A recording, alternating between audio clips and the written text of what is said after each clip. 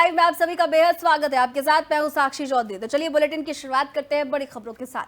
मुंबई के लोक भवन में लोकायुक्त शपथ ग्रहण समारोह आयोजित किया गया है। समारोह में महाराष्ट्र के राज्यपाल जिष्णुदेव वर्मा, मुख्यमंत्री देवेंद्र फडणवीस और उप मुख्यमंत्री एकनाथ शिंदे मौजूद रहे। इस दौरान आपको बता दें कि लोकायुक्त ने पद और गोपनीयता की शपथ ली और शपथ ग्रहण समारोह के साथ लोकायुक्त ने अपनी नई जिम्मेदारी संभाली है। कार्यक्रम में राज्य सरकार के वरिष्ठ अधिकारी और अन्य गणमान्य लोग भी मौजूद रहे और लोकायुक्त संस्था का उद्देश्य प्रशासन में पारदर्शिता और जवाबदेही सुनिश्चित करना है।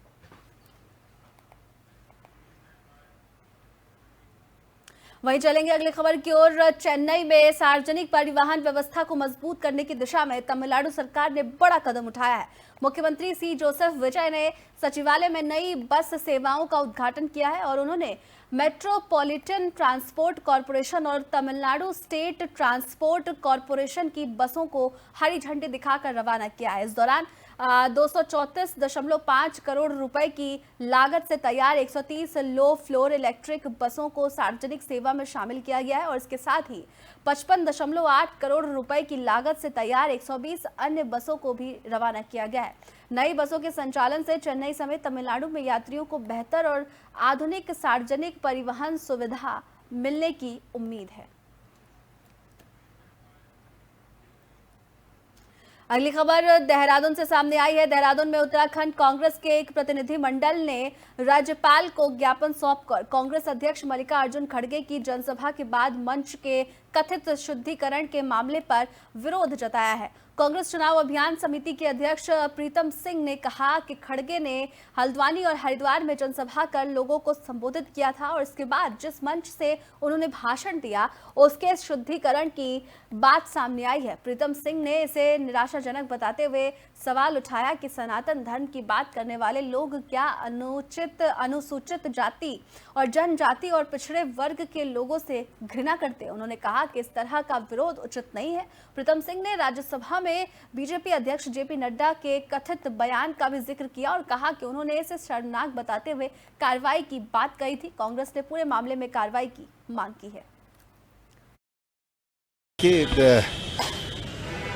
हमारे राष्ट्रीय अध्यक्ष मल्लिकार्जुन खड़गे जी हल्द्वानी आए थे और हल्द्वानी में उन्होंने प्रदेश के लोगों को संबोधित करने का काम किया और उसके बाद भारतीय जनता पार्टी के लोगों द्वारा जिस मंच से जो है खड़गे जी ने लोगों को संबोधित किया उसका शुद्धिकरण करने का काम किया गया, जो घोर जो है निराशाजनक बात है। क्या बात है, सनातन की धर्म की दुहाई देने वाले लोग जो है क्या अनुसूचित जाति जनजाति पिछड़े लोगों से जो है घृणा करते हैं? इस तरीके का विरोध में समझता हूँ कदापि उचित नहीं है। कि बढ़ेंगे अगली खबर की ओर। बिजनौर के रिजर्व पुलिस लाइन सभागार में पुलिस अधीक्षक कृष्ण कुमार ने प्रेस वार्ता की है और इस दौरान उन्होंने जनपद के मीडिया प्रतिनिधियों से विभिन्न मुद्दों पर बातचीत की है। प्रेस वार्ता में जिले की कानून व्यवस्था और पुलिसिंग से जुड़े कई बिंदुओं पर चर्चा हुई और एसपी कृष्ण कुमार ने मीडिया के साथ संवाद करते हुए पुलिस की कार्रवाई और प्राथमिकताओं से जुड़ी जानकारी साझा की है। इस दौरान एसपी सिटी, एसपी ग्रामीण समेत पुलिस विभाग के अन्य अधिकारी भी मौजूद रहे और रिजर्व पुलिस लाइन के सभागार में आयोजित इस प्रेस वार्ता के दौरान अधिकारियों ने जिले में पुलिस व्यवस्था को लेकर जानकारी दी है। पुलिस अधिकारियों ने मीडिया के माध्यम से आम लोगों तक आवश्यक सूचनाएं पहुंचाने और बेहतर समन्वय बनाए रखने की जोर दी है।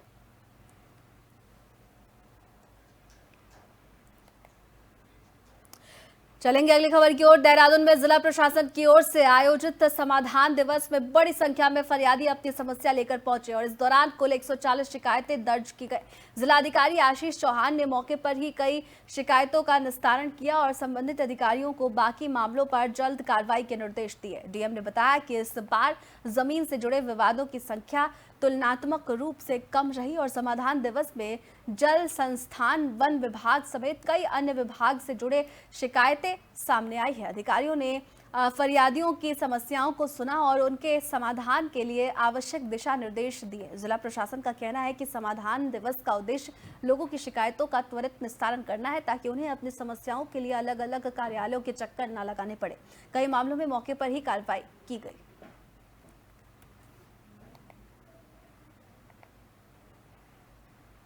लगभग 140 शिकायतें हमें प्राप्त हुई समाधान दिवस के इस अवसर पे, और कई सारी शिकायतों के मौके पर निस्तारण के कार्य को भी किया गया है। और मेन अगर हम बात करें तो लैंड से रिलेटेड डिस्प्यूट जो जनरली रहते हैं उनका नंबर अभी कंपैरेटिवली कम है, और दूसरे डिपार्टमेंटल इश्यूज भी जल संस्थान से रिलेटेड, या अगर बात करें हम जिसमें फॉरेस्ट से रिलेटेड भी कुछ एक इश्यूज आए हैं, तो इस तरीके से मल्टीपल डिपार्टमेंट के इश्यूज हम लोगों ने आज एड्रेस किए। चलेंगे अगली खबर की ओर। जयपुर के चोबू में श्री केदारेश्वर महादेव मंदिर के वार्षिक उत्सव के तहत 351 महिला जोड़ों की भव्य कलश यात्रा निकाली गई।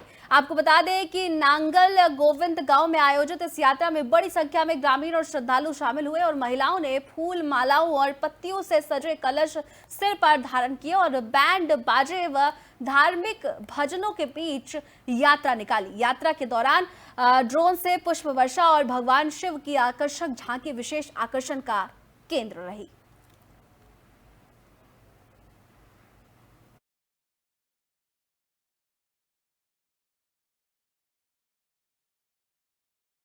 पंचायत में केदारेश्वर महादेव जी की कलश यात्रा का कार्यक्रम था, जो सुबह बालाजी मंदिर से तैयार होकर शिव मंदिर से इंदिरा कॉलोनी, नांगल में बगड़ी मंदिर और वहाँ से वापस शिव मंदिर नांगल में आकर वहाँ जलाभिषेक हुआ और बहुत शांतिप्रिय तरीके से हमारी ये जो कलश यात्रा हुई वो संपन्न हुई। इसमें महिलाओं ने अच्छी अपनी भागीदारी निभाई और प्यार प्रेम से सभी ने आपस में शिव शंकर भगवान के जयकारे लगाए। बढ़ेंगे अगली खबर की ओर। रक्षाबंधन से पहले गाजियाबाद में महिला सुरक्षा को लेकर पुलिस ने कमर कस ली है। कमिश्नरेट गाजियाबाद पुलिस ने मनचलों और शरारती तत्वों पर नजर रखने के लिए ऑपरेशन डिकॉय शुरू किया है और पुलिस आयुक्त के निर्देश पर एंटी रोमियो स्क्वाड और मिशन शक्ति की टीमें स्कूल, कॉलेज, बाजार, शॉपिंग कॉम्प्लेक्स और संवेदनशील इलाकों में निगरानी कर रही है। अभियान के तहत महिला पुलिस कर्मियों को सादे कपड़ों के साथ साथ वर्दी में भी तैनात किया जाएगा और संदिग्ध गतिविधियों में शामिल युवकों पर विशेष नजर रखी जाएगी।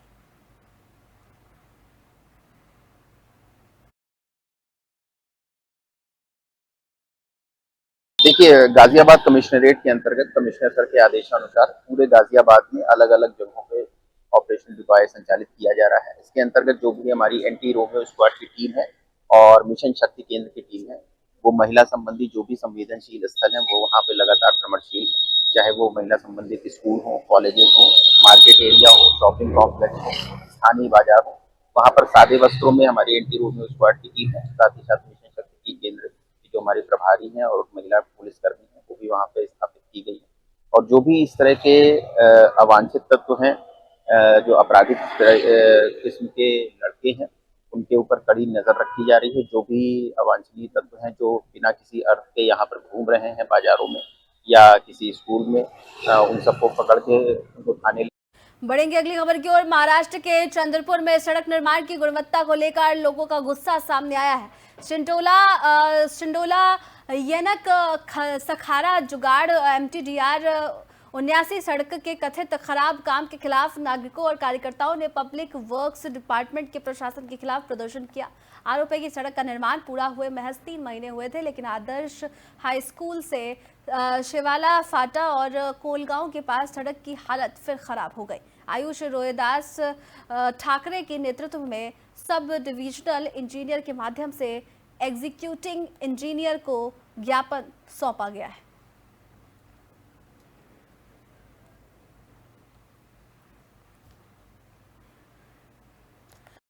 खबर की ओर। चित्तौड़गढ़ में आगामी त्योहारों और चुनाव के मद्देनजर पुलिस प्रशासन अलर्ट मोड पर है। जिला पुलिस अधीक्षक धर्मेंद्र सिंह ने पुलिस लाइन स्थित अन्वेषण भवन में क्राइम मीटिंग को लेकर कानून व्यवस्था, अपराध नियंत्रण और सुरक्षा व्यवस्था की समीक्षा की है। बैठक में जिले के पुलिस अधिकारियों को जरूरी दिशा निर्देश दिए गए हैं और एसपी ने लंबित मामलों की समीक्षा करते हुए गंभीर प्रकरणों में त्वरित कार्रवाई और वांछित अपराधियों की धरपकड़ के निर्देश दिए हैं। संवेदनशील क्षेत्रों में विशेष निगरानी के साथ धार्मिक स्थलों, बाजारों और सार्वजनिक स्थानों पर पर्याप्त पुलिस बल तैनात करने को कहा गया है।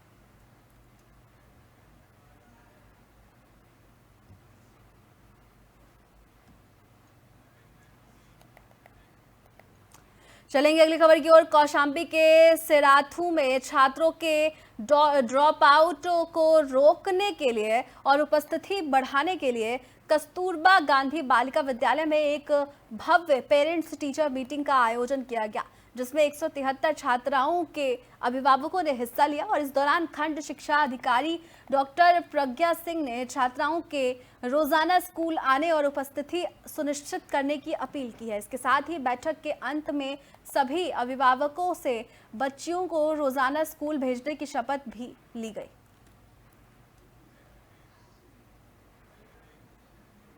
बढ़ेंगे अगली खबर की ओर। सूरत में ड्रग्स के खिलाफ पुलिस को बड़ी कामयाबी मिली है। सूरत क्राइम ब्रांच और सूरत ग्रामीण SIG की संयुक्त कार्रवाई में महिला समेत 2 आरोपियों को गिरफ्तार किया गया है।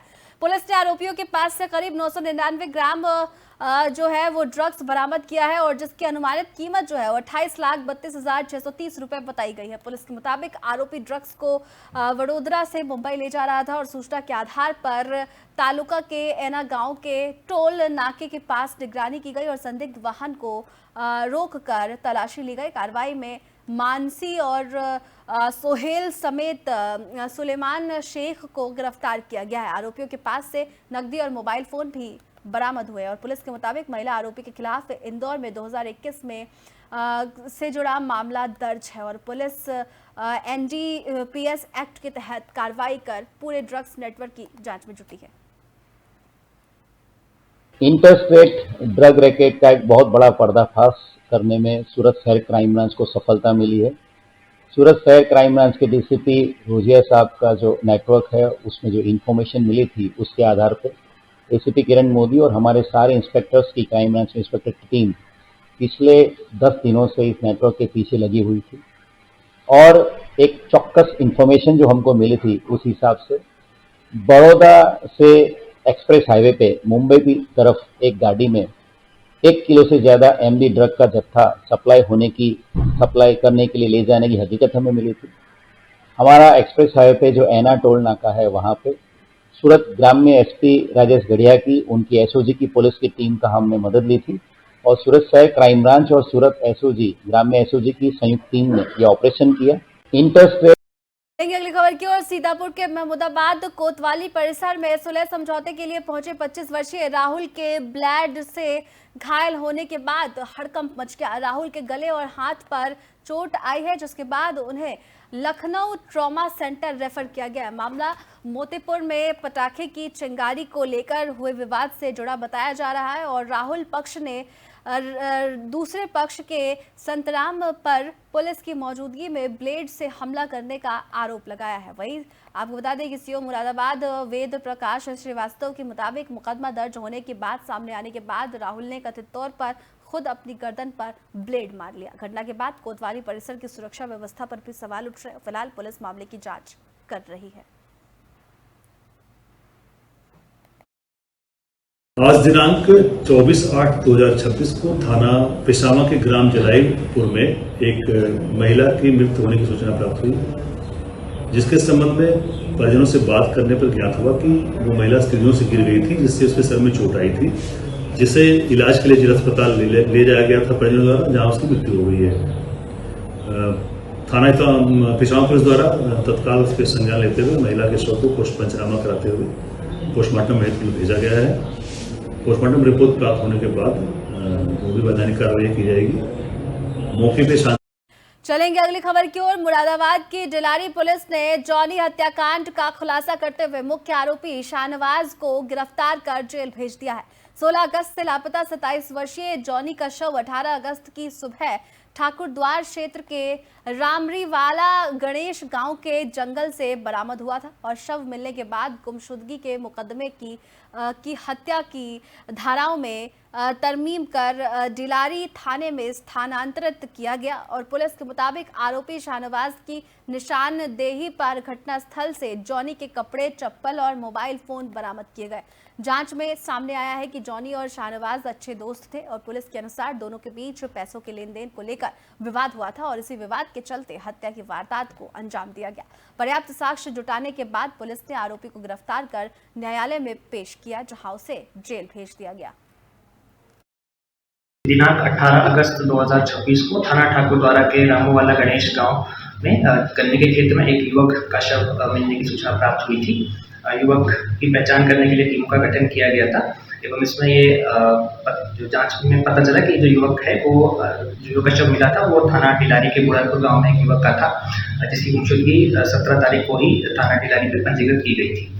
21 तारीख को इसमें हमने जब युवक की पहचान हुई तो उसमें थाना टिलारी पे जो गुमशुदगी थी उसको तरमीम करके एक मुकदमा अपराध संख्या 182/26 संशोधन धाराओं में थाना टिलारी पर पंजीकृत किया गया। चलेंगे अगली खबर की ओर। फर्रुखाबाद के राजेपुर थाना क्षेत्र में इटावा बरेली हाईवे पर दर्दनाक सड़क हादसा हुआ। गांव डबरी निवासी 38 वर्षीय उदयवीर सोमवार को जानवरों के लिए खेत से घास लेकर घर लौट रहे थे और हाईवे पार करते समय तेज रफ्तार बाइक ने उन्हें टक्कर मार दी। हादसे में उदयवीर गंभीर रूप से घायल हो गए और राहगीरों और परिजनों ने उन्हें ऑटो से सामुदायिक स्वास्थ्य केंद्र राजेपुर पहुंचाया, जहां प्राथमिक उपचार के बाद लोहिया अस्पताल रेफर कर दिया गया। अस्पताल की इमरजेंसी में डॉक्टरों ने उदयवीर को मृत घोषित कर दिया और मौत की खबर मिलते ही परिवार में कोहराम मच गया। मृतक के 3 बच्चे हैं और पत्नी का रो रो कर बुरा हाल है। अब हम तो घर पर थे, जो पुल के किनारे वहाँ से आधा किलोमीटर दूर घर पर थे, मौके पर नहीं थे। तो ये कहाँ गए थे?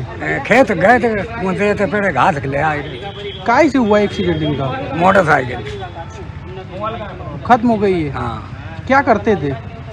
आए रहे थे, मतलब काम क्या करते थे? बढ़ेंगे अगली खबर की ओर। चित्रकूट में मकान के विवाद को लेकर बड़े भाई की हत्या का सनसनीखेज मामला सामने आया है। पुलिस के मुताबिक भरतकूप थाना क्षेत्र में बिहार गांव निवासी मनोज पाल का अपहरण कर गला दबाकर हत्या की गई और शव को चेक डैम में फेंक दिया गया। मनोज 19 अगस्त को ई रिक्शा चलाने के लिए घर से निकले थे, लेकिन वापस नहीं लौटे। परिजनों की शिकायत के बाद पुलिस ने सीसीटीवी कैमरे और सर्वेलेंस की मदद से जांच आगे बढ़ाई। पुलिस ने महोबा निवासी अनिल पाल, हिमांशु पाल, रोहित साहू और राजू पाल को गिरफ्तार किया है।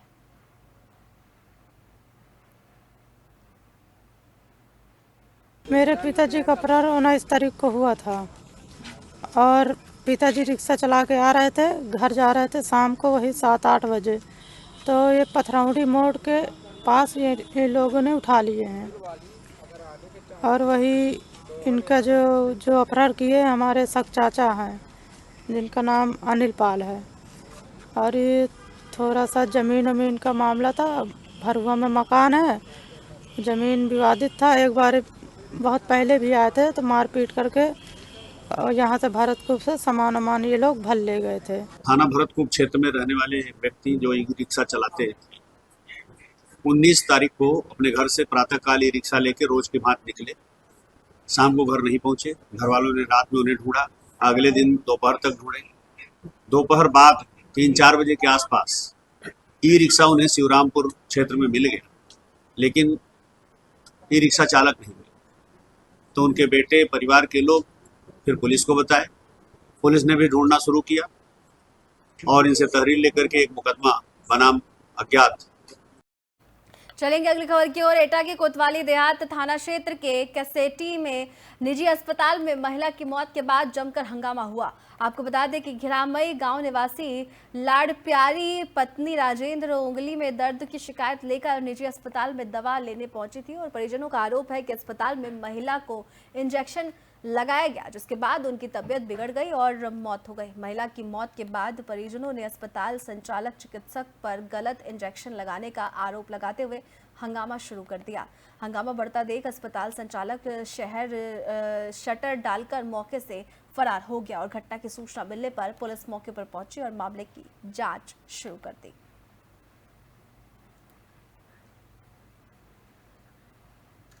वहीं उत्तर प्रदेश के एटा से एक और खबर सामने आई है। कोतवाली नगर थाना क्षेत्र में जीटी रोड पर बारिश के बीच एक बड़ा हादसा टल गया। रोडवेज बस स्टैंड के पास रामेश्वर होटल के सामने करीब 50 साल पुराना विशाल पेड़ अचानक सड़क पर गिर गया। पेड़ गिरने के दौरान सड़क से गुजर रहे वाहन और राहगीर उसकी चपेट में आने से बाल बच गए। विशाल पेड़ के सड़क पर गिरने से जीटी रोड पर यातायात प्रभावित हो गया और वाहनों की और आवाजाही थम गई। सूचना मिलते ही ट्रैफिक पुलिस मौके पर पहुंची और बैरिकेडिंग कर यातायात की डाइवर्ट कराया गया। वहीं सड़क से पेड़ हटाने का काम जारी है। राहत की बात यह है कि घटना में किसी की हताहत होने की कोई सूचना नहीं मिली है।